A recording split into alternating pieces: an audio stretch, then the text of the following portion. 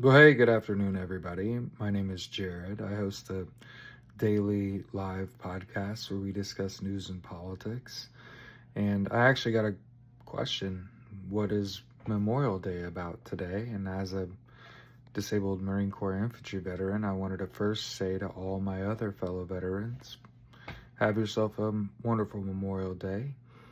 Now, understand, Memorial Day used to be called Decoration Day. Started back May 30th, 1968, where basically people would go put flowers on the graves of soldiers that had died in war. So today is about remembrance. It's about remembering those that have gone before us, that are no longer with us. In my eyes, kind of no matter how they're gone. Remember, um, 22 a day, 23 a day, right? 22, 23 a day. Who knows where we are now, right? Remember veterans that die at the hands of other veterans. Remember service members that die at the hands of other service members. Remember those lost in combat. Remember those lost in training, in travel, and especially those who live their life with a great deal of pride and integrity. You know, we remember them today. I am reminded today, my battle buddy, R.J. Rady, while I was on active duty, R.J. died. And for over a decade, I mourned him as though he was one of those 23 a day.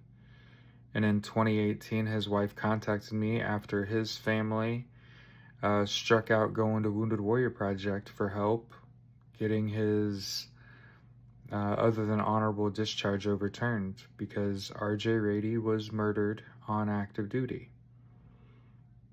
That is what drives me. That is my why. Every day I wake up knowing that the Marine Corps let me mourn him as though he'd done it himself for over a decade before I found out that it was done unto him. And I'll spend the rest of my life trying to right that wrong. So you don't have to thank me for my service, because that will be something I do for my whole life, regardless of whether or not I'm in or not. Because that's what we are owed. That's what we owe our fallen. Have a good rest of your day.